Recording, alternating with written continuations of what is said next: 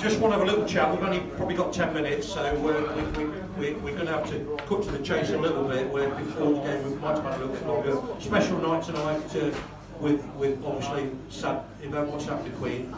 Let's start off by just talking through the early part of your career. I understand you won 3 championships with Shelbourne in Ireland.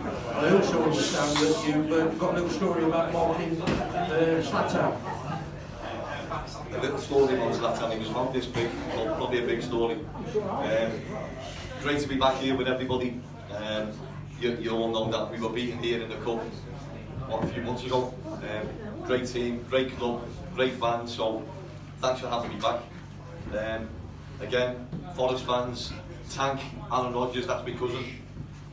He couldn't lace my boots, to be honest. And when he comes up in a few weeks, I'll tell him that as well. But no, the big part of me being here at Forest was obviously Tank and Reedy. I've known Reedy Andy Reid for over 12 years, done our coaching badges together. Tank, obviously, when he played here, he loves this club to bits. I know he's always up here visiting people and doing Q&As. So for me to be here, I'm part of this fantastic club of Forest, and this community with you guys is phenomenal. Sorry about the Scouse accent, I know sometimes it doesn't go down too well, but that's absolutely fine. Another one, alright. But it's great to be here. I apologise I was late earlier. We were at the training ground from about 6 this morning to 7 o'clock tonight, but great to get a goal right in stoppage time. Makes my job a little bit easier, no eggs getting thrown at me. But no, Mickey, like you said, me and Tank grew up on the streets of Liverpool.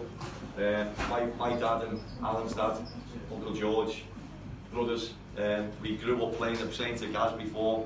We were playing with players 5, 6, 7 years older than what we were, making them streetwise. Tank got released by Liverpool, I got released by Everton. We both signed the trap here together. I was left-sided centre-back, Tank was left-back. He could run through a brick wall, I could pass a ball. So he was good at eating Mars bars when they were getting thrown at him at the City ground, as you well know. But no, listen, for me, getting this job here, like I said, he was a big part in it because he rang me straight away and he said it's the best club in the country, best fans. So for me to be a Forest is an honour. It's a great club. I love being at the City ground, and when you hear that song coming on before the game, it just brings a lump in your throat. So, talking about my career, yeah, 21 years I played for, 4 different countries, England, Scotland, Ireland and the Netherlands. You want me to talk about the Netherlands, so I'm talking about Zlatan. I was 26 years of age. We got Ajax in the Amstel Cup, played at the Amsterdam Arena. I look at the team sheet, okay now, Zlatan. And I just seen this kid about 6'6", and I'm thinking, yeah, he's getting kicked everywhere. I couldn't catch him. I literally couldn't catch him. I think at 19 years of age, he was just phenomenal. And he made sure I knew about it. Kept calling me an old man.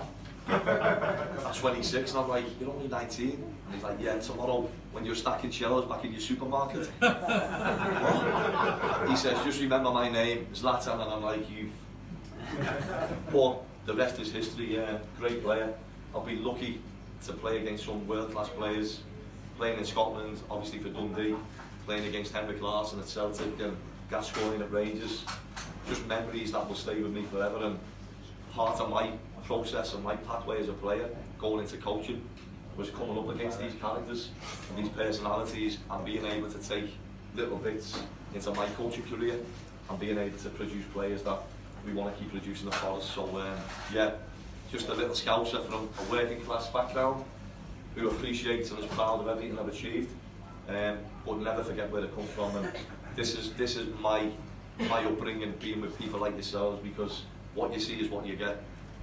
This is phenomenal. Clubs like this need people like you, and it's just amazing to see so many volunteers, fundraisers and down to earth people. So yeah, thank you for having me. It's a pleasure to be here.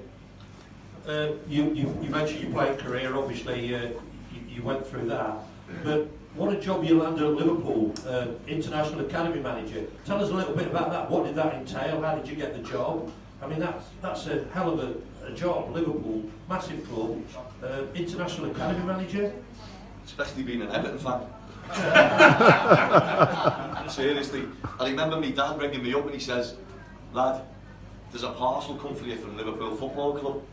And I went, yeah, Dad, that'll be my new kit. And he went, well, you've got 10 minutes because I'm going to fucking set fire to it. Listen, he was genuine as well, he was serious.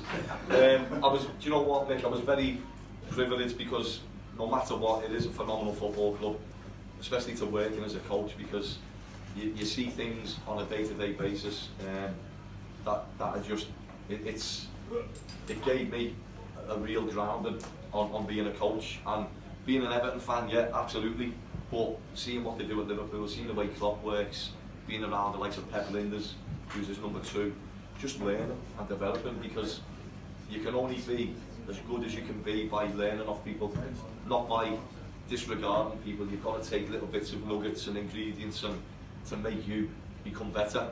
I don't stand here and say, well, 10 years ago, I want to be Jurgen Klopp, I want to be Conte, I just want to be Dave Rodgers, and I want to be the best version of me that I possibly can. Did you meet Steve Cooper while you were there? Was Steve Cooper there at the same time? The gaffer was there as the academy manager locally, and again, I've known the gaffer for years. We played in the same team together, and he's just, what you see now is what the gaffer was like years ago. Real people person, genuine, hard working.